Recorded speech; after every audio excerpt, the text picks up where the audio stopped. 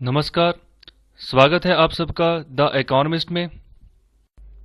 तो हमेशा की तरह आज के दिन की भी शुरुआत करते हैं द स्पीकिंग ट्री के आर्टिकल के साथ। तो आज हम बात करने जा रहे हैं माइंड के बारे में, और स्टार्टिंग में इसका हेडिंग भी है the mind is a mystery. तो हमारा मन, जैसे आमतौर पर हम कहते हैं कि मन जो है चंचल होता है। तो यहाँ पर जितनी भी डिससेटिस्फैक्शन होती है मन की, रेस्टलेसनेस, तो जो भी हम एक्सपीरियंस करते हैं वो तभी होती है जब हम अपने मन को जो है ना काबू में नहीं रख पाते हैं। ठीक है, तो वो हमारे कंट्रोल से जब बाहर होता है। तो इसका कारण ये नहीं होता कि एक्सटर्नल फोर्सेस की वजह से ही ऐसा होता है, और भी कुछ रीजंस होते हैं। तो ये बात कह रहे हैं स्वामी मुक्तानंद परमहंस ऑफ गणेशपुरी। तो यहाँ पर जो बेसिस होता है, जिसके फलस्वरूप जो है हमारा माइंड जो है, हमारा मन जो है काम करता है, फंक्शन करता है, वो होता है जो हम सोचते हैं। और जो हम अनुभव करते हैं। तो उसी प्रकार जो हम सोचते हैं, जैसा सोचते हैं, जैसे हमें फीलिंग्स आती हैं, तो उसी प्रकार जो है हमारा मन जो है ना वो विचार ग्रहण कर लेता है और उसी को रिवॉल्व करता रहता है बार बार बार बार बार बार। तो ऐसे क्या होता है, थॉट्स कॉन्स्टेंटली जो है फ्लो करते रहते हैं माइंड में। तो फिर एक ही मतलब घेरे में जो है इंसान फंस के रह जाता है, मन फंस के रह जाता है, बाहर जो है सोचने की हिम्मत ही नहीं करता। सपने लेता रहता है, ठीक है, अलग अलग विचारों के, ठीक है। तो उसी विचार को बार बार कई बार एक ही विचार घूमता रहता है। मतलब जिसने मन को ज्यादा प्रभावित किया हो, तो विचार ज्यादा देर तक घूमता है मन के अंदर, तो अपना ही एक संसार बना के बैठ जाता है। तो उसको बनाता रहता है, खत्म करता रहता है। तो इसमें क्या होता है, उसकी अपनी क्रिएशन होती है। तो यहाँ पर जो सबसे बड़ी डिफिकल्टी आती है कि जो रैंडम थॉट्स आते हैं, ठीक है, उनको हम कैसे जो है हैंडल करें। तो यहाँ पर जब मेडिटेशन पर बैठते हैं तो वहां पर भी जो विचार है उनकी आंधी आती है, और उसकी आंधी में जो क्या होता है, मेडिटेशन में जो है एक तरह का रुकावट बननी शुरू हो जाती है। तो यहाँ पर कुछ लोग इसी कारण की वजह से क्या होता है कि जब रश आता है थॉट्स का, उनको फिर वो एंगेज सही ढंग से नहीं कर पाते और ना उनसे मेडिटेशन हो पाती है, जिसकी वजह से जो है वो सफर करना शुरू कर देते हैं। किससे? इंसोमिनिया। तो ये एक तरह की बीमारी यहाँ पर नाम दिया गया है, इंसोमिनिया। तो इसके अलावा जब सोना कम कर देते हैं लोग, तो उसकी बदौलत उनको पता चलता है धीरे धीरे, जब नींद नहीं होती पूरी, जब विचार इतने तंग करते हैं कि नींद नहीं आती, तो उस समय उनको पता चलता है कि फीलिंग आती है कि हमारा माइंड जो है हमारे कंट्रोल से बाहर जा रहा है अभी। तो उसको देखो, विचार जितने कंट्रोल में रखेंगे, ठीक है, उतने हम सही रहेंगे, उतने ही हम जो है सही तरीके से काम कर पाएंगे, जो भी काम करना है समझ रख पाएंगे। अगर मन के ही हिसाब से चलते रहेंगे, ठीक है, तो मन के हिसाब से चलना गलत होता है। मतलब जैसे हमारे शास्त्र बोलते हैं कि जैसे गुरु जो सिखाता है उसके हिसाब से चलो, ठीक है। तो मन के हिसाब से चलेंगे तो पछताएंगे, ठीक है। तो यहाँ पर कोशिश करो, सही करो अपने आप को, धीरे धीरे जो है सही होती है चीज, एकदम से कुछ भी नहीं होता। अगर एक पानी की बूंद अगर एक पत्थर को काटना चाहती है तो काट देती है, लेकिन धीरे धीरे। अगर एकदम से आप बोलो तो सब मजाक उड़ाएंगे कि पानी की बूंद जो है पत्थर को कैसे काट देगी। तो इसी तरह इस क्षेत्र में भी ऐसे है, मन को सही ट्रैक पर लेके आना है, धीरे धीरे आता है, लेकिन कोशिश करते रहना है। कोशिश नहीं करेंगे फिर कुछ नहीं होगा। तो यहाँ पर इसको कंट्रोल करके चलना बहुत जरूरी है। तो कैसे कंट्रोल होगा? जब थॉट्स को कंट्रोल करेंगे, ठीक है। तो थॉट्स को कैसे कंट्रोल करेंगे? जब पूरा थॉट्स प्रोसेस हम सही करेंगे, उसको अपनी कॉन्शियसनेस को सही तरीके से उसको सेट करेंगे।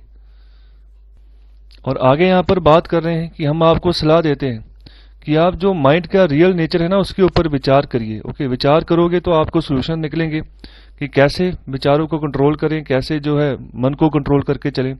तो यहाँ पर कोई कंक्रीट मटेरियल नहीं है जहाँ से थॉट्स जो है उत्पन्न होते हैं। और जो इमेजेस हमारे दिमाग में घूमती हैं, उनका कोई ना कोई सोर्स है जहां से ये उपज होती है। तो उसी हिसाब से मन जो है उसके पीछे जो है चंचल होके घूमता रहता है। तो यहाँ पर सारी की सारी जो कहानी है, ठीक है, वो किसके अकॉर्डिंग निकलती है? वो है हमारी कॉन्शियसनेस। जो भी विचार हमें आते हैं वो एक तरह की छाया चित्र होता है जो हमारी कॉन्शियसनेस होती है उसकी। तो यहाँ पर जो माइंड हमारा होता है, ठीक है, तो वो कॉन्शियसनेस के हिसाब से ही यहाँ पर काम करता है। तो जो यहाँ पर सोर्स होता है, इसको यहाँ पर बोला गया, जहाँ से माइंड को लाइट ऑब्जर्व होती है, ओके, इंटेलिजेंस जो है मिलती है, वो सोर्स होता है हमारी pure consciousness, okay. So pure consciousness जिसमें कोई भी विचार जो है नहीं आता, तो वहां तक हम धीरे धीरे पहुंचते हैं, ओके। तो यहाँ पर एक और बात यहाँ पर इंपॉर्टेंट है, जो भी विचार आपके दिमाग में आ रहा है ना, सो वो आपकी आंखों के जरिए ही आपके अंदर जा रहा है। तो आंखों जो है सेंस करती हैं, ओके। तो एक इंद्रिय है हमारी, तो वो जो भी बाहर से चीज आती है जो हम देखते हैं उस हिसाब से हमारे फिर दिमाग में जाती है, ओके। फिर उसी तरह से विचार बनता है, मन उसी तरह से फिर जो है टटोलता है उस विचार को। तो जो हम देखते हैं, जो हम सुनते हैं, जो हम बोलते हैं, जो हमारा व्यवहार है, ये सब चीजें जो है इम्पैक्ट करती हैं मन के ऊपर। तो इसी को जो है हमें जो है साधना होता है, इसीलिए जो इसको साध लेते हैं हम उसको साधु बोलते हैं, ओके। तो ये साधु वही है जिसके मन जो है उसके कंट्रोल में है, ओके। और आम इंसान जो वो है जो मन के कंट्रोल में है। तो यहाँ पर ध्यान रखना है कि कैसे इसको सही करें। तो यहाँ पर माइंड हमें तंग नहीं करता, ओके, वो तंग करते हैं जो हमारे व्यवहार हैं, ओके, जिसने हमारी जो है माइंड की जो स्थिति है उसको हिला कर रखा हुआ है। और अगर हम योगा सारा उपनिषद की बात करें तो वो एक्सप्लेन करते हैं कि वृत्ति वृत्ति मतलब जो व्यवहार होता है वो किस तरह से एक वर्लपुल की तरह काम करता है, जो एक माइंड की लेक होती है वहां पर। तो कैसे जो है, जैसे लेक एक शांत लेक होती है, ठीक है, वहां पर एक अगर हवा का बुल्ला आता है, ठीक है, एक वर्लपुल आता है तो उसको अशांत करके चला जाता है। तो इसी तरह से जो व्यवहार है, ठीक है, वो व्यवहार ही जो है हमारे मन को जो है ना, जैसा हम व्यवहार करते हैं तो उस हिसाब से हमारा मन भी उसी अकॉर्डिंग चलता है। और हमारा व्यवहार भी किससे इंस्पायर होता है, जो हमारे संस्कार होते हैं, ओके। और जिस तरीके से हम अपने आप को आगे बढ़ाते हैं रोजाना जिंदगी में, जिस तरीके से जैसे पांच अगर हम दूत की बात करें, ठीक है, जहाँ जिनको हम काम क्रोध लोभ मोह अहंकार बोलते हैं, तो यहाँ पर जैसे वासना आती है, ठीक है, तो इसका भी इंप्रेशन पड़ता है। जितने हमारे इंटेंस डिजायर्स होते हैं, ठीक है, इच्छाएं होती हैं जितनी प्रबल, तो उस हिसाब से भी हमारे व्यवहार के ऊपर असर पड़ता है, ओके। जब हमारा व्यवहार, हमारी आदतें ऐसी हो जाती हैं, ओके, तो फिर उसका मन के ऊपर असर रहता है। मन फिर कॉन्टिन्यूसली वैसे ही काम करता है जैसी हमारी आदतें हो जाती हैं। तो जैसा हमारी आदतें हो जाती हैं तो उसका ही जो एक इंप्रेशन हमारे दिमाग में छप जाता है। हमारा जो सबकॉन्शियस माइंड होता है उसमें वो छप जाता है, और जिसकी वजह से माइंड के अंदर वो चीजें बार बार घूमती रहती हैं और हम बाहर ही नहीं निकल पाते। तो इसको हम बाहर निकाल सकते हैं। तो क्या सोचना है ये हमें सोचना होगा, ओके, ना कि हम ये सोचे कि मन क्या सोचे तो हम उसके पीछे हम चलते रहें, ठीक है। सो दो आवाजें निकलती हैं, आती हैं हमारे अंदर से, एक मन की और एक आत्मा की। आत्मा की आवाज हमेशा सच्ची होती है, ओके।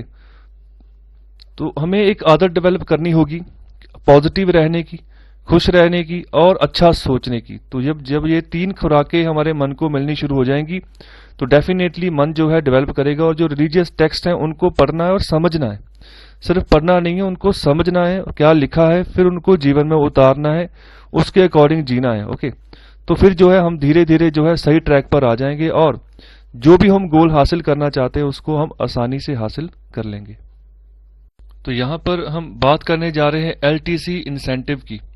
तो रिसेंटली फाइनेंस मिनिस्ट्री ने कुछ इंसेंटिव्स जारी किए हैं जो कि लागू होगा जो सेंट्रल गवर्नमेंट एम्प्लॉइज हैं उनके ऊपर, ओके। तो इसके तहत कुछ इंसेंटिव्स मिलेंगे सेंट्रल गवर्नमेंट के एम्प्लॉइज को। तो यहाँ पर जो ऑथर बात कर रहे हैं कि अभी नीडलेस रेस्ट्रिक्शंस लगाई हैं आपने LTC इंसेंटिव के लिए, जिसकी जरूरत ही नहीं है। तो अभी यहाँ पर क्या बात कर रहे हैं, स्टार्टिंग में ये चीज बोली गई कि सरकार ने ये सोचा है कि हमने डिमांड में बूस्ट करना है और ठीक है कंजप्शन बढ़ानी है, तो इसके लिए ये जो टैक्स इंसेंटिव जो है प्रोवाइड किया गया है गवर्नमेंट एम्प्लॉइज को, ओके। तो ये अच्छी बात है, ओके। हालांकि ये जो बजट जो बनाया गया था उस समय जो था इसका हिस्सा ये नहीं था, ओके। उस समय जो मुफ्त में चीजें दी गई थी उस हिसाब से ये टैक्स इंसेंटिव उसका हिस्सा नहीं था। लेकिन ये जो ऑफर आप एम्प्लॉइज को प्रोवाइड कर रहे हैं, ठीक है, अच्छी बात है। एक टैक्स एग्जाम्पशन आप उनको जो है प्रोवाइड कर रहे हैं, किसके ऊपर, leave and travel, okay, leave and travel के ऊपर। जब आप छुट्टी लेके जब आप सैर करने जाते हो, मतलब घूमने जाते हो फैमिली के साथ, तो उस समय क्या होगा, जो भी आप चीजें खरीदोगे ना, जो भी चीजें आप खरीदोगे, जो भी गुड्स खरीदोगे, तो जो उसके ऊपर टैक्स लगेगा वो टैक्स के पैसे जो है उस एम्प्लॉय को वापस कर दिए जाएंगे, ओके। तो इसको हम बोलते हैं लीव एंड ट्रैवल अलाउंस और leave and travel concession, okay. तो यहाँ पर ये कंसेशन होगी, ओके, इंसेंटिव होगा जो गवर्नमेंट एम्प्लॉइज हैं उनको। तो यहाँ पर ये भी चीज यहाँ पर बोली गई है कि 4 सालों के अंदर अंदर इसको आपने खर्चा करना है, ओके। तो जितना पैसा है, ठीक है, जितना भी आपकी सैलरी आएगी उसको आप मोस्टली आप खर्चा करोगे मार्केट में, जो कि कम से कम आप इतने गुड्स और सर्विसेज खरीदो, एटलीस्ट 12% जो है आप गुड्स एंड सर्विसेज आप जरूर खरीदो, अगर जो भी आपकी सैलरी है उस हिसाब से। तो कैसे इंसेंटिव मिलेगा, टैक्स एग्जेम्पशन कैसे होगी? ऐसे है कि पहले तो वो चीज़ें खरीद लेंगे, ठीक है, जो भी चीज़ें खरीदनी है, फिर उसका बिल जरूर लेंगे साथ में, और जितने भी बिल लेंगे वो बिल की एक फाइल बना के जो है वो अपने दफ्तर में उसको सबमिट करेंगे और बताएंगे कि देखो मैंने इतनी इतनी चीज़ें खरीदी हैं, उस हिसाब से ये टैक्स लगा है, और टैक्स के पैसे जो है उनको फिर वापस मिल जाते हैं, ओके, थोड़े टाइम बाद। तो इस तहत से जो है यहाँ पर इनको इंसेंटिव मिल जाता है जो गवर्नमेंट एम्प्लॉइज है। अभी देखो ये क्यों काम कर रही है सरकार ऐसा? सरकार ऐसा इसलिए कर रही है कि जो इंसेंटिव मिलेंगे ना, तो उसके लिए क्या होगा कि लोगों के अंदर एक बात निकलेगी कि हाँ भी टैक्स तो लगना नहीं है, अभी सस्ती चीज होगी और ज्यादा से ज्यादा जो है पैसे खर्चो और सामान खरीदो। तो इससे क्या होगा, जब ये सामान खरीदेंगे बाजार में जाकर, तो सामान जब खरीद फरोख्त शुरू हो जाएगी तो डिमांड बढ़नी शुरू हो जाएगी, ठीक है, डिमांड बढ़नी शुरू हो जाएगी तो सप्लाई चेन शुरू हो जाएगी दोबारा से, तो इकोनॉमी जो है ना पटरी पर आनी शुरू हो जाएगी धीरे धीरे। तो इसलिए यहाँ पर कंजप्शन डिमांड को यहाँ पर बूस्ट करने के लिए सरकार ऐसा इंसेंटिव दे रही है, हमारी जो फाइनेंस मिनिस्ट्री है।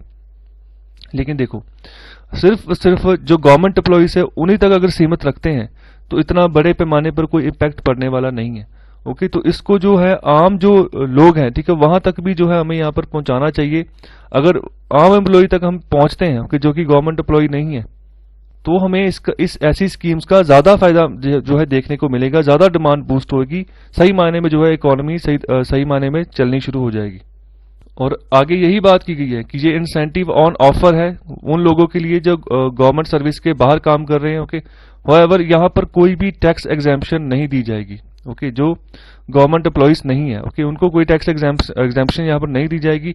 तो यहीं पर बात बोली गई है कि ये नीडलेस रिस्ट्रिक्शन है जो आप एलटीसी के ऊपर लगा रहे हो। गवर्नमेंट एम्प्लॉइज को तो आप दे रहे हो, तो जो बाहर के लोग हैं वहां पर आप जो टैक्स एग्जेम्पशन की जो सहूलत है वो नहीं प्रोवाइड कर रहे हो, ओके। तो यहाँ पर क्वेश्चन मार्क लगाया क्योंकि वहां पर तो जरूरत है ज्यादातर लोग नॉन गवर्नमेंट एम्प्लॉइज ने, ठीक है, नॉन गवर्नमेंट एम्प्लॉइज हैं, जिसकी वजह से वो अगर उनको ऐसी कोई फैसिलिटी मिलती है तो देखना कितनी जल्दी से वो खर्चा करना शुरू कर देते हैं, ओके। तो यहाँ पर ये बात रखी है उनके द्वारा कि आप ऐसी रिस्ट्रिक्शन क्यों लगा रहे हो, ओके। तो यहाँ पर गवर्नमेंट क्या बोल रही है कि अगर कोई भी कब एलटीसी स्कीम इंसेंटिव नहीं लागू होगा, जब एम्प्लॉय जो है, ओके, जो नॉन गवर्नमेंट एम्प्लॉय है अपनी एलटीसी के इंसेंटिव को छोड़ देता है, जब वो जो इनकम टैक्स है ना किसी लोअर रेट में जो है लोअर रेट में जो अपना इनकम टैक्स जो है भर रहा है, ओके। तो उस चक्कर में अगर एलटीसी छोड़ रहा है तो फिर जो है वहां पर गवर्नमेंट जो है उसको कोई इंसेंटिव जो नहीं देगी, ओके। तो यहाँ पर बजट 2020 की बात करें तो ऑलरेडी वो वहां पर बोल रहा है कि जो टैक्स पेयर्स हैं, ठीक है, वो एक lower rate of income tax जो है चूज कर सकते हैं अपने हिसाब से, ओके, जो भी डिडक्शंस होती हैं, एग्जाम्पशंस लगती हैं उस हिसाब से, ओके।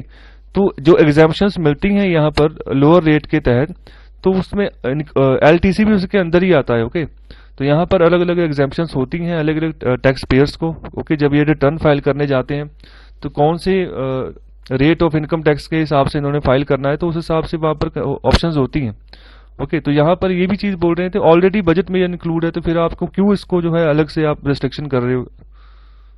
तो यहाँ से भी हम सोल्यूशन निकाल सकते हैं अपनी इकोनॉमी को कैसे रिवाइव करना है, ओके। सो अगर हम ये इंसेंटिव हर एक को अगर प्रोवाइड करते हैं, अगर नॉन गवर्नमेंट एम्प्लॉइज को भी बिना किसी शर्त के ऊपर हम प्रोवाइड करते हैं, ठीक है, तो फिर क्या होगा, अगर थोड़े दिनों तक हमारे पास अगर टैक्स की थोड़ी कमी भी हो जाएगी तो एक डिमांड तो बूस्ट होगी। जब एक बार डिमांड अच्छे से बूस्ट होगी दोबारा से टैक्स तो फिर हमने लगाना ही है, टैक्स के बगैर तो बात नहीं बनेगी। लेकिन थोड़े से तो यहाँ पर हमें सोचना होगा ना कि इकोनॉमी की हालत देख लो, माइनस में है, कम से कम माइनस से हम जीरो तक तो पहुंचे, ओके। तो उसके लिए यहाँ पर हमें सोचना होगा, विचार करना होगा। और अगर हम एक आम एम्प्लॉय की बात करें तो अगर जो भी उसके बाद जो टैक्स रेजीम के तहत जो अपनी रिटर्न फाइल करता है, ठीक है, वो तभी उसको पता चलता है कि कौन से टैक्स रेट के अंदर उसने अपनी रिटर्न फाइल करनी है। जब वो रिटर्न फाइल करता है उससे पहले ऐसी कोई एक्सरसाइज नहीं होती है, ओके। तो अगर हम इसके जो अपने एम्प्लॉयर को भी अगर बात करता है ना कि मैंने फलाने फलाने टैक्स रेट में मैंने रिटर्न फाइल करना है, ठीक है, जब फलाने फलाने टैक्स रेट के हिसाब से जो है मुझे सैलरी आएगी, तो ये भी जस्ट एन इंडिकेटिव होता है। अगर वो अपने एम्प्लॉयर को इन्फॉर्मेशन में अपनी चॉइस की बताता है कि इस टैक्स रेट के हिसाब से जो है मेरा यहाँ पर रिटर्न फाइल होगा, ठीक है। तो एंड में जो है ना, बात तभी पता चलती है कि कौन से रेट, टैक्स रेट में उसने अपनी रिटर्न फाइल की, जब वो एक्चुअली रिटर्न फाइल करने जा रहा है। उसकी ऑप्शन तभी मिलती है कि कौन सी जो है अपने टैक्स रेट के ऊपर आपने जो है यहाँ पर रिटर्न फाइल करनी है। और हमेशा हर कोई lower rate of income tax ही यहाँ पर फॉलो करता है, जो आम एम्प्लॉइज है। ओके, तो उनके पास यहाँ पर अब यहाँ पर ऑप्शंस होती हैं। ओके, तो उनको फिर आप कैसे जो है मना कर सकते हो कि एलटीसी की जो स्कीम है वो आप उन जो है वो लोग हैं जो एप्लीकेबल ही नहीं है उसके लिए। ओके, तो ये यहाँ पर क्वेश्चन मार्क है, इसको सही करना है, इंपॉर्टेंट चीज है। तो यहाँ पर इसी को यहाँ पर ऑथर जो है हाईलाइट कर रहे हैं। तो कहने के तो बड़ी सरल बात लगती है कि जो एम्प्लॉई जो lower rate of income tax भर रहा है उस जो है lower rate of income tax भर रहा है उसको हम जो है जो इनकम टैक्स इंसेंटिव है उसके साथ लिंक नहीं कर सकते। ओके, लेकिन यहाँ पर बहुत लिटिल सेंस बनती है। मतलब अगर कोई एम्प्लॉय अपने एम्प्लॉयर को बोलता है कि मैं lower rate of income tax पे जो है टैक्स कटवाना चाहता हूँ, तो उसको आप मना कर दो कि वो ज़्यादा से ज़्यादा स्पेंड ही ना करे मार्केट में जाकर, ताकि जो कि डिमांड बूस्ट हो इकोनॉमी में। ठीक है, तो यहाँ पर ये कोई सेंस नहीं बनती है, क्योंकि वही ज़्यादा लोग हैं जो आपकी डिमांड को जो है बूस्ट कर लेंगे, जिस पर्पज़ के लिए आप जो है गवर्नमेंट एम्प्लॉयज़ को यहाँ पर इंसेंटिव दे रहे हो। ठीक है, तो अगर इनको थोड़ी सी आप छूट दे दोगे तो तब देखना क्या कमाल होता है। तो यहाँ पर कुछ चेंजेस जो है यहाँ पर करने की जरूरत है टीडीएस के ऊपर। Okay, so tax deducted at source, उसको हम टीडीएस बोलते हैं। ओके, तो इसके बारे में मैं अलग से बताऊंगा बाद में। ओके, तो यहाँ पर यही चीज है, जो कंसेशनल टैक्स रेजीम होती है चाहे किसी भी केस में, वहां पर जो इंडिविजुअल 15 लाख या उससे ज्यादा अगर कमाई कर रहा है ना, तो वहां पर उसके लिए बाध्य होता है कि उसने जो है 30% तक का टैक्स जो है वो देना ही देना है बिना किसी एग्जाम्पशन के। वो तो अलग बात होगी। ओके, लेकिन जब लोअर लेवल के अगर हम बात करें, ठीक है, जैसे आप गवर्नमेंट एम्प्लॉयज को जैसे फैसिलिटीज दे रहे हो, तो वैसे ही आप नॉर्मल एम्प्लॉयज को भी दो ना। तो यही था पूरा आर्टिकल, यहाँ पर समझाने की कोशिश की गई है कि कैसे ये मतलब बिना किसी जरूरत की जो है रिस्ट्रिक्शन लगाई हुई है। ठीक है, अभी फिलहाल ऐसी रिस्ट्रिक्शंस की जरूरत नहीं है, अभी थोड़ा देर जो है हमें थोड़ा सा मार्केट को थोड़ा सा छूट देनी होगी। ओके, तो जो कि अच्छे से बाहर आए। ओके, तो ये चीज ही यहाँ पर जो है हाईलाइट करने की यहाँ पर बात कर रहे हैं ऑथर। तो यहाँ पर हम बात करने जा रहे हैं कि कैसे कोविड-19 की वजह से, लॉकडाउन की वजह से लग्जरी मार्केट को जो है इम्पैक्ट पहुंचा है। तो यहाँ पर इसी लग्जरी मार्केट के ऊपर हम डिस्कशन करेंगे। ठीक है, क्या इसका व्यवहार है, कैसे ये चल रहे हैं, और चाइना के साथ कंपैरिजन करेंगे कि वहां पर क्या हाल है और इंडिया में क्या सिचुएशन है। तो लग्जरी का मतलब होता है जहां पर जो लग्जरी चीजें, फॉर एग्जांपल लग्जरी कार्स होगी, लग्जरी वॉच होगी, लग्जरी क्लोथ्स हो गए। ओके, तो यहाँ पर जो भी चीजें मतलब ये महंगी होती हैं। ओके, हर एक सेक्टर में। तो यहाँ पर कैसे ये मार्केट सरवाइव कर रही है इंडिया में, तो यहाँ पर शुरुआत में बात कर रहे हैं कि कोविड-19 की वजह से ये लग्जरी सेक्टर बहुत बुरी तरह से अफेक्ट हुआ है। और जो बिजनेस है, ये एक ऐसा बिजनेस है जहां पर कंज्यूमर को ज्यादा पैसे खर्चने पड़ते हैं। तो फिर ये जो हमारे पॉलिसी मेकर्स होते हैं वो भी इस ऐसे बिजनेस के ऊपर ज्यादा ध्यान रख के पॉलिसी नहीं बनाते हैं।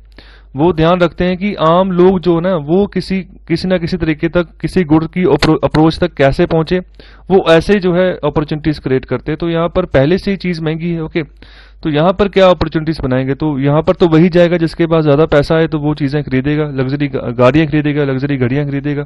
ओके, लग्जरी कपड़े खरीदेगा।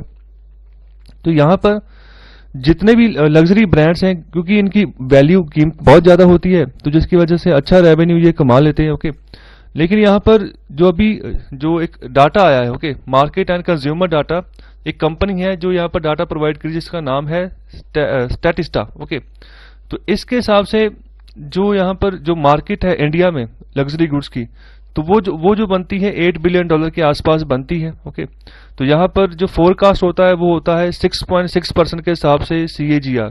ओके, सो कंपाउंड एनुअल ग्रोथ रेट जो है इनका वो 6.6% है। तो यहाँ पर 2019 से 2023 तक जो है इसी रेट के हिसाब से जो है ये ग्रो करेगी आने वाले समय में भी।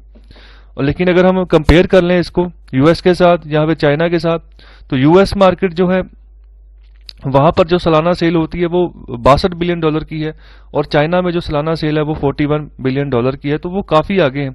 तो जैसे चाइना की बात करें तो काफी बड़ी कंट्री है वो। ओके, अगर अमेरिका की बात करें, कंट्री बड़ी है लेकिन आबादी बहुत कम है, लेकिन आबादी जितनी भी है उनकी पर कैपिटा इनकम बहुत ज्यादा है। चाइना में भी अभी पर कैपिटा इनकम सब लोगों की इक्वल नहीं है। ओके, इंडिया का केस भी यही है। और आगे बात करें, अभी कोविड-19 का जब अनलॉक का प्रोसीजर चल रहा है, जैसे अनलॉक 1, 2, 3 अभी जो है अनलॉक, काफी अनलॉक लगा दिए सरकार ने। तो अभी जो साइन जो विजिबल दिख रहे हैं मार्केट में कि कंज्यूमर जो है वो भी अभी खर्चा करने के लिए तैयार है, ओके, ऐसे लग्जरी प्रोडक्ट्स के ऊपर। फॉर एग्जांपल जैसे मर्सिडीज बेंज है, तो वहां पर रिपोर्ट किया गया है कि उनकी जो सेल्स है, रिटेल सेल्स वहां मतलब एक खुशहाल आया है। तो जो जुलाई सितंबर का जो क्वार्टर था, तो वहां पर इन्होंने 2000 से ज्यादा कार्स जो थे बेची हैं। अगर कंपेयर करें पिछले क्वार्टर को, तो वहां पर सिर्फ 563 कार्स ही जो मर्सिडीज के द्वारा बेची गई थी। तो यहां पर ये चीज सामने देखने को इंडिकेशन हो रही है कि लोग तैयार हैं पैसा खर्चने के लिए। अभी जो फेस्टिव सीजन भी आने वाला है भारत में, तो उसमें भी कुछ साइंस ऐसे दिखेंगे कि जो है ज्यादा से ज्यादा जो है यहाँ पर लग्जरी मार्केट जो है डेवलप करेगी और ज्यादा जो सेल है वो होनी शुरू हो जाएगी। और आगे हम बात करने जा रहे हैं यहाँ पर चाइना की। तो चाइना में जब से कोविड लॉकडाउन जो लिफ्ट किया गया है, ठीक है, तो अलग अलग प्लेसेस में ये चीज देखने को मिली है कि एक तरह का रश पड़ गया है, बाढ़ आ गई है कि जो लग्जरी आइटम्स की अगर कैटेगरी की अगर बात करें, तो वहां पर लोग ऐसे मतलब पहुंच रहे हैं कि हम सामान खरीदें, ओके, जैसे क्लॉथ्स है, शूज है, बैग्स है, एक्सेसरीज है, कार्स है, जो भी लग्जरी कैटेगरी के अंदर आती हैं। तो लोग इसको मिस कर रहे थे काफी समय से, तो अभी जो है एक तरह का रश लग गया है। तो यहाँ पर एक वर्ड यूज किया गया है, रिवेंज शॉपिंग, ओके, मतलब कि बदला लेने के लिए शॉपिंग लोग करने जा रहे हैं, क्योंकि कोविड-19 की वजह से लोग घर पे बैठे रहे 3-4 महीने, जिसकी वजह से बाहर शॉपिंग करने के लिए वो नहीं जा सके। तो अभी टूट के पड़ गए हैं, ऐसे जैसे हिंदी में शब्द बोलते हैं, ओके। तो ये चीज यहाँ पर बोली गई है। और अभी जो कोविड-19 के पहले की अगर बात करें, तो 2019 के अकॉर्डिंग जो चाइनीज जो कंज्यूमर्स था, ओके, तो वो घर पे बैठे ही जो था ना, जब बाहर अगर स्पेंड कर रहा है, तो 115 बिलियन डॉलर के लग्जरी आइटम वो परचेज कर रहा था, ओके। तो इतनी बड़ी अमाउंट की लग्जरी आइटम जो है चाइना में परचेज की जाती है। तो ये 2019 का ही डाटा है यहाँ पर। और आगे यहाँ पर एग्जांपल ली गई है कि अभी एक फैशन शो लगा था शंघाई में, ओके, तो वहां पर जो मेंस वेयर होते हैं, ओके, मेंस वेयर की जो कलेक्शन होती है, तो उनकी कोई यहाँ पर लग्जरी गुड्स की यहाँ पर कोई सेल थी, ठीक है। तो वहां पर उस शो के दौरान, ओके, तो वहां पर बहुत ज्यादा बड़े पैमाने पर जो है लोगों ने वहां पर खर्चा किया है। तो यहाँ पर एक फ्रेंच कंपनी जो इसके ऊपर एक रिपोर्ट दे रही है कि एक स्ट्रॉन्ग रीबाउंड जो है देखने को मिल रहा है चाइना में लग्जरी सेक्टर्स में। तो जो सेकंड क्वार्टर की जो अर्निंग्स है वो काफी बूम पर जा रही हैं चाइना की अगर बात करें। और आगे बात कर रहे हैं कि जो लग्जरी ब्रांड्स हैं अलग अलग कैटेगरीज में, वो अपने कस्टमर्स को अभी स्पॉइल कर रहे हैं कि जो भी चीज है, जो है शॉपिंग आपने करनी है, ठीक है, आप घर से करें, ठीक है, तो जो भी आपने चीज मंगवानी है आपको वहां पर मिल जाएगी। तो यहाँ पर वो अपने जो अफ्लुएंट जो बायर्स है ना, जिनके पास काफी पैसा होता है, तो उनको अच्छे से पैम्पर करते रहते हैं कि जो हमारी कलेक्शंस है, ठीक है, हम आपके घर तक भेज देंगे, आप वहां से पिक करें, उसको ट्राई करें। जैसे यहाँ पर एग्जांपल ली गई है, एक MTM एक टेलर्स हैं, ठीक है, मेड टू मेजर टेलर्स है इटली के। तो यहाँ से भी जो है ब्रांड्स जो ये बन के जो है जहाँ से डिमांड आती है, जहाँ पर भी कोई अफ्लुएंट बायर होता है, उसको ये घर पे ये चीज भेज देते हैं, ओके।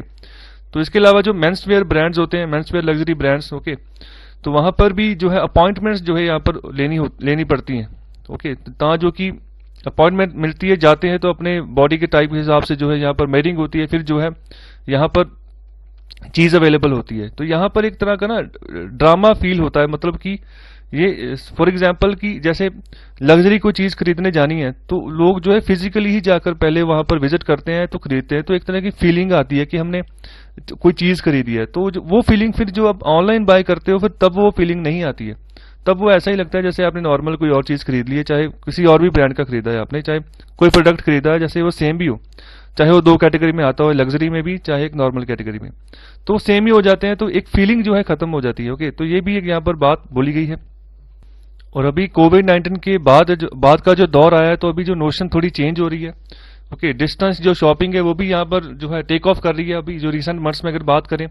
और जो यहाँ पर एक अच्छा जो ट्रांजैक्शन हुई है, 60,000 ट्रांजैक्शन हुई हैं जूम शॉपिंग के द्वारा यहाँ पर चाइना में। तो यहाँ पर अभी तक वहां की हमने बात की है। तो अभी हम बात करेंगे इंडिया के पॉइंट ऑफ व्यू से। तो यहाँ पर ही सबसे इंपॉर्टेंट चीजें हैं, ओके। इंडिया की सिचुएशन को हमें समझना है, तभी हम इंडिया की इकोनॉमी को समझ पाएंगे हर एक एस्पेक्ट्स के थ्रू। तो अगर इंडिया की बात करें, तो अभी भी जो ये लग्जरी मार्केट है ना, तो एक नवजात बच्चे की तरह है इंडिया में अभी भी, तो मतलब अच्छे से डेवलप नहीं हुई है। बहुत से ब्रांड्स यहाँ पर आते हैं, ठीक है, लेकिन यहाँ पर आके यही चीज रियलाइज करते हैं कि जो पोटेंशियल है ना लग्जरी नंबर्स का, वो बढ़ नहीं रहा है इंडिया में, ठीक है। अगर एक जगह स्टेबल है तो स्टेबल ही है, कम हो रहा है लेकिन राइज नहीं कर रहा। तो इसका रीजन यही है कि मोस्टली जो लोग यहाँ पर रहते हैं, ज्यादातर लोग आते हैं मिडिल क्लास से। ओके, तो मिडिल क्लास से लोग आते हैं तो फिर वो जो खर्चा करते हैं वो लग्जरी ब्रांड्स के ऊपर खर्चा नहीं करते हैं। ओके, तो नॉर्मली वो अपनी सेविंग के ऊपर फोकस करते हैं और कोशिश करते हैं कि ज्यादा से ज्यादा हम पैसे बचाएं और सस्ती चीज और क्वालिटी चीज वो उसको जो है परचेज करते हैं। तो ज्यादातर जो आबादी हमारी वो मिडिल क्लास लोगों की है। तो यहाँ पर इंडियन कंज्यूमर जो है उसके लिए टफ हो जाता है कि लग्जरी आइटम वो खरीदे या नहीं खरीदे।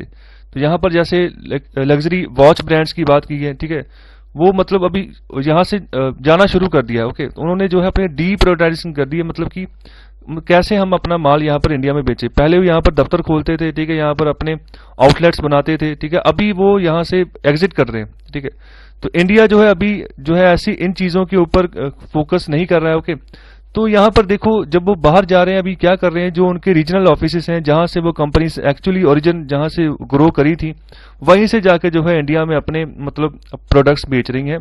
तो ना ही उन्होंने अपना कोई इंडिया में रिप्रेजेंटेटिव रखा है कि मतलब जो उनके ब्रांड को प्रमोट करे। ठीक है, कोई भी लग्जरी ब्रांड हो, ओके, चाहे घड़ियों का मामला हो चाहे कोई भी ब्रांड हो, तो वहां पर वो बाहर के अपने जो मेन ऑफिस होता है वहीं से यहाँ पर डीलिंग करते हैं यहाँ पर इंडिया में। तो यहाँ पर सीधी सी बात है, देखो जी, मार्केट तो तभी बनेगी जब कस्टमर होगा। तो कस्टमर जो है ही नहीं, ठीक है, तो फिर मार्केट कैसे बनेगी। तो लग्जरी के लिए तो फिर वहीं पर जाओगे ना जिनकी पर कैपिटा इनकम जिन लोगों की बहुत हाई है। जैसे जापान चले जाओ, अमेरिका चले जाओ, तो वहां पर तो आपका काम चलेगा। तो इंडिया जैसी कंट्री में अभी पर कैपिटा इनकम इतनी हाई है ही नहीं, तो फिर वहां पर लग्जरी आप कैसे बेच लोगे।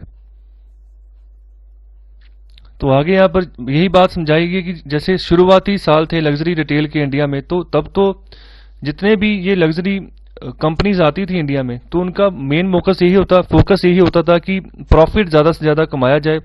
जो भी अपने ब्रांड का ये प्राइस रखते थे हमेशा हाई होता था और चुनिंदा इनके कस्टमर्स होते हैं, मतलब जिनके पास काफी पैसा होता था। तो एक तरह का मतलब लग्जरी लाइफस्टाइल ये शो करते थे अलग अलग एरियाज में। तो अभी के लिए यहाँ पर बात कर रहे हैं तो अनसरप्राइजिंगली यहाँ पर जो है ब्रांड्स जो है लॉस पे जा रहे हैं पेंडेमिक की वजह से। तो अभी यहाँ पर ऑथर ये बात बोल रहे हैं कि फिर आप भी ऑनलाइन आ जाओ।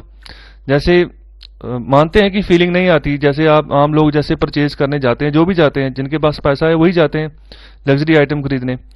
तो वहां पर जैसे हम रोलेक्स की वॉच की बात करें, ठीक है, लग्जरी वॉच है, तो जिनके पास पैसा है लोग फिजिकली जाते हैं, ठीक है, अच्छे से वहां पर खरीद कर लेकर आते हैं।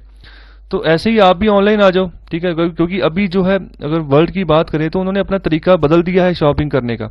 ओके, लोग जूम शॉपिंग जो उसकी ऐप को इस्तेमाल करके शॉपिंग कर रहे हैं, लोग अमेजॉन, फ्लिपकार्ट ऐसी ऐप्स को यूज करके जो है शॉपिंग कर रहे हैं। तो यहाँ पर भी आप ऑनलाइन आ सकते हो, तो इसके ऊपर भी यहाँ पर बात कर रहे हैं। देखो ऐसे ऑनलाइन तो आ जाएंगे ये भी लग्जरी वाले भी, लेकिन ऐसा है कि जो भी ब्रांड होता है ना लग्जरी ब्रांड, तो अगर नॉर्मली जो भी चीज खरीदते हैं लोग, घड़ियां खरीदते हैं, कपड़े खरीदते हैं, तो उनका डुप्लीकेशन भी बहुत होता है मार्केट में। तो ये ऑनलाइन तो आ जाए लेकिन कस्टमर को जो है ना यहाँ पर क्वेश्चन मार्क खड़ा हो जाएगा, उसका ट्रस्ट बनाना टफ हो जाएगा कि हाँ सच में जो चीज मुझे मिलेगी वो रियली ओरिजिनल होगी या डुप्लीकेट तो नहीं मिल जाएगी। तो ये सबसे पहला रीजन है, क्योंकि मिडिल क्लास फैमिलीज हैं यहाँ पर मोस्टली, तो वो पैसा खर्चने से पहले 100 बार सोचते हैं। ओके, तो फिर यहाँ पर ऑनलाइन ये आ भी जाएंगे, यहाँ पर भी एक क्वेश्चन मार्क खड़ा हो जाता है। तो फिलहाल देखो क्या सिचुएशन होती है। फिलहाल एक सुझाव यहाँ पर ऑथर की तरफ से दिया गया है कि ऑनलाइन आए। तो कोविड-19 की वजह से सेल्स को बहुत जबरदस्त धक्का लगा है लग्जरी मार्केट में। अगर इंडियन मार्केट की हम बात करें तो अभी जितने भी लग्जरी ब्रांड्स को उनको ये सोच लेना चाहिए, जल्दी से रियलाइज कर लेना चाहिए कि आने वाला समय जो है डिजिटल वे है। ओके, तो उसी के हम आधार बनाकर जो है अपनी जो है सेलिंग कर सकते हैं, अपनी मार्केट बना सकते हैं। तो यहाँ पर जो ई कॉमर्स प्लेटफॉर्म है उनको हम यूज करें, ठीक है, उनको एज ए अपना ब्रांड जो है वहां पर प्रमोट करें और लोगों तक जो है अपना एक जो है ऑपरेटिंग मॉडल जो डेवलप करें और लोगों तक अपनी प्रोडक्ट को वहां पर पहुंचाएं। तो यहाँ पर ऑफलाइन और ऑनलाइन जो है दो अलग अलग सेगमेंट अभी ज्यादा देर तक ये फिजिबल नहीं रहेंगे, एक ही सेगमेंट रह जाएगा ऑनलाइन, क्योंकि कोविड-19 की वजह से कोई भी फिजिकल कॉन्टैक्ट, ठीक है, तो यहाँ पर डिस्टेंस ही बनाकर यहाँ पर चलना चाहता है। तो यहाँ पर अभी ऑनलाइन में ज्यादा बूम आएगा। ओके, तो आने वाले समय में जितने भी फैशन या रिटेल ब्रांड्स हैं, ठीक है, उनको अभी जो है यहाँ पर आर्टिफिशियल इंटेलिजेंस को अभी यूज करना होगा, वीडियो सोल्यूशंस प्रोवाइड करने होंगे अपनी सेल्स को एनहांस करने के लिए और लोगों तक अपनी बात रखने के लिए। टेक्नोलॉजी एक तरह का गेम चेंजर हो जाएगा इंडिया के लिए। तो अगर इंडिया में आप लग्जरी मार्केट बनाना चाहते हैं तो टेक्नोलॉजी सफिशिएंट है। ओके, टेक्नोलॉजी मतलब उसको उसके बगैर आप काम नहीं कर सकते हो। तो यहाँ पर फुटप्रिंट्स हैं लग्जरी ब्रांड्स के लिए। तो अभी भी जो है जो लग्जरी ब्रांड्स है बहुत कम शहरों में आपको अवेलेबल होंगे, 5 से 7 शहरों में, बड़े शहरों में आपको अवेलेबल होंगे। तो यहाँ पर ये बात बोली गई है कि आप और भी फैलाओ ना। बहुत सारे शहर ऐसे हैं जहां पर भी मतलब बहुत सारे अमीर लोग रहते हैं, तो वहां तक आप अपनी बात रखो। तो अपनी डिजिटल कैंपेन चलाओ, ठीक है, डिजिटल वे यूज करो और अपनी जो मार्केट है उसको एक्सप्लोर करो। इंडिया में क्यों नहीं बढ़ेगी। तो यहाँ पर कंपनीज को चाहिए कि वेल ट्रेन अपनी सेल्स स्टाफ रखे जो कि कस्टमर्स को कनेक्ट करता रहे पूरे इंडिया में थ्रू वीडियो चैट। ओके, और अपनी जो कलेक्शंस हैं, ठीक है, उनको जो है दिखाता रहे थ्रू वीडियो चैट्स की ये नई कलेक्शंस आई हैं। तो वहां पर एक तरह की प्रमोशन होगी उनके आइटम्स की। ओके, तो ट्रायल एंड सेल का कंसेप्ट चलाएं, मतलब आप पहले ट्रायल करो, ठीक है, अगर अच्छा लगा है तो फिर ही जो है आप हमें पैसे जो है ऑनलाइन आप दे दीजिए। तो ये चीजें आपको करनी होगी स्टार्टिंग में, अगर लग्जरी मार्केट को इंडिया में बूम में लेकर आना है। तो ये सोल्यूशंस अभी बता रहे हैं यहाँ पर, कैसे इसको सॉर्ट आउट करें, इस प्रॉब्लम को, लग्जरी मार्केट को कैसे सही करें। ठीक है, अभी पहले क्यों नहीं ये ब्रांड्स सोचते थे कि डिजिटल जो है उसको सीरियसली क्यों नहीं लेते थे कोविड-19 से पहले। तो वहां पर उनकी सोच कुछ अलग थी। वो सोचते थे कि जो कम्युनिकेशन हम करते हैं, ठीक है, जैसे कोई भी हम फैशन के रिगार्डिंग कोई भी चीज हम बात करते हैं या कम्युनिकेशन करते हैं डिजिटली ऑडियंसेस के साथ, तो वो एक ओल्ड फैशन है, ओके, ट्रेडिशनल मेथड है जो कि सही नहीं है। ये जो है अट्रैक्ट कर सकता है सिर्फ जो नॉन डिजिटल वन है उनको। ओके, तो मतलब कहने का कि यहाँ पर जो अफ्लुएंट लोग हैं ना, तो अफ्लुएंट लोग जो है वो सॉरी नॉन डिजिटल वन होते हैं, मतलब अफ्लुएंट लोग मतलब जो डिजिटली काम करने लोग आते हैं सिर्फ और सिर्फ वो क्या करते हैं, वेबसाइट खोलते हैं, चेक करते हैं और देख के चले जाते हैं। मतलब ये सोच है लग्जरी मार्केट के जो ब्रांड्स हैं, ठीक है, उनकी, कि जो डिजिटली जो चीज यूज कर रहे हैं उनके पास पैसा नहीं होता, पैसा कम होता है, जिसकी वजह से वो लग्जरी मार्केट में कोई चीज परचेज कर ही नहीं पाते। और जो डिजिटली नहीं होते हैं वो उनके हिसाब से अफ्लुएंट लोग हैं। ओके, मतलब जिनके पास पैसा बहुत ज्यादा है तो वो आराम से जो है चीज खरीद लेते हैं। तो इसीलिए ये लेगेसी जितने भी ब्रांड्स थे ये ऑनलाइन अपनी प्रोडक्ट को नहीं रख रहे थे, अभी भी बहुत कम है। ओके, तो यहाँ पर इस सोच को बदलना होगा अगर अपनी लग्जरी मार्केट को एक्सपैंड करना है इंडिया में। तो अभी के लिए इनको दोबारा से रीसेट करना होगा। कोविड पैंडेमिक की वजह से इनकी जो डिक्लाइन आई लग्जरी सेल्स में, तो यहाँ पर इनको ये चीज समझनी होगी और ऑनलाइन अपने आप को लाना होगा। तो अभी यहाँ पर यही चीज क्वेश्चन कर रहे हैं कि will no one go to store browse and enjoy the experience of being first over any longer. Okay, तो नॉट नेसेसरली, अभी भी यहाँ पर जरूरी नहीं है कि क्या आने वाले समय में कि लोग नहीं जाएंगे स्टोर में, ब्राउज करेंगे, एंजॉय करेंगे, अपनी जो वहां पर एक्सपीरियंस करेंगे, फीलिंग लेंगे कि हम लग्जरी फीलिंग ले रहे हैं। ठीक है, तो यहाँ पर धीरे धीरे ये चीजें चेंज होगी। यहाँ पर इंटरनेशनल कंपनीज जो हैं उनको यहाँ पर रीथिंक करना होगा कि जो उनकी सेलिंग है उसको बढ़ाना है तो कैसे बढ़ाना है, तो उसके लिए रिकैलिब्रेट करना होगा अपने आप को। तो इसके अलावा जो और ब्रांड्स हैं वो इस सिचुएशन का फायदा उठा सकते हैं। जैसे और नए ब्रांड्स होंगे, जैसे जैसे एक ही घड़ी में बहुत सारे ब्रांड्स हैं। लग्जरी ब्रांड की अगर बात करें तो अगर पुराने वाला लग्जरी ब्रांड जो कि काफी पुरानी कंपनी है अगर वो फायदा नहीं उठाएगी तो नए वाला चतुराई दिखाकर जो है इसका फायदा उठा लेगा सिचुएशन को, और जो है अपने जो प्रोडक्ट है उसको ऑनलाइन अवेलेबल कर देगा, अपनी जो है सेल बढ़ा लेगा। और जो पुराने वाले हैं तो वो सिर्फ मुंह देखते रह जाएंगे। ठीक है, बस वो यही सोचेंगे कि जो कोविड का एनवायरनमेंट चेंज होगा तो फिर जो है दोबारा से वो अपने स्टोर्स खोलेंगे तो वहां पर शॉपिंग शुरू होगी। ओके, तो फिर उनका रेवेन्यू बढ़ना शुरू हो जाएगा। तो ये सोचते सोचते कहीं जो मौका है ना वो हाथ से ना निकल जाए, जो मार्केट है वो हाथ से ना निकल जाए। तो जो यंगर और फ्रेशर ब्रांड्स हैं, ठीक है, वो भी इनके ऊपर जो है एक तरह का बर्डन बना सकते हैं आने वाले समय में जब वो मार्केट में एंटर करेंगे। ठीक है, तो वो देखो कोई भी अगर फ्रेशर ब्रांड आता है तो हमेशा वो सस्ती चीज प्रोवाइड करने की कोशिश करता है कि उसी कैटेगरी में उसी ब्रांड में अगर और भी जो प्लेयर है ना उसको मैं थोड़ा सा पीछे धकेल दूं। तो अगर उसको पीछे धकेलना है तो जैसे जियो ने किया था, जियो ने फ्री आपको नेट प्रोवाइड कर दिया, तो जो ऑलरेडी ब्रांड्स यहाँ पर नेट प्रोवाइड कर रहे थे वो अपने आप ही पीछे चले गए। तो यहाँ पर फ्री तो कुछ नहीं होगा लेकिन मतलब रियायत होगी, ठीक है, फैसिलिटी ज्यादा होगी। अगर जिसने ज्यादा फैसिलिटी दे दी, कोई अच्छा ब्रांड है तो उसको यहाँ पर लोग यहाँ पर जाएंगे, अप्रोच करेंगे। लेकिन यहाँ पर बात यह भी उठती है कि अगर कोई पुराना है ना, कोई लग्जरी पुराना है तो उसकी कीमत ज्यादा रहती है। ठीक है, लोग जाते हैं अगर पैसे वाले तो उन्हीं के पास ज्यादा जाते हैं। तो जो अगर नया ब्रांड अगर आया है तो उसका भी अगर कॉस्ट ज्यादा है, उसको टाइम लगता है। ओके, टाइम लगता है ग्रो करने में। तो यहाँ पर ये थे सारे सॉल्यूशंस जो हमने डिस्कस किए हैं कि कैसे इंडियन इकोनॉमी को दोबारा से हमने रिवाइव करना है, कैसे सही करना है, तो अलग अलग सेक्टर्स में रोज हम डिस्कस करते हैं।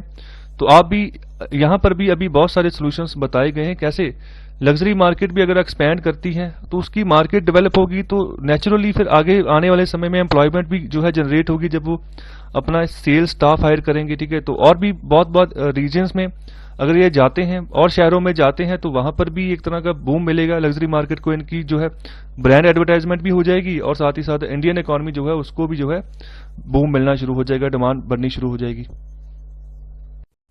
सो आई होप आपको लेक्चर अच्छा लगा है, तो कृपया लाइक शेयर और सब्सक्राइब जरूर करें। बहुत बहुत शुक्रिया लेक्चर सुनने के लिए।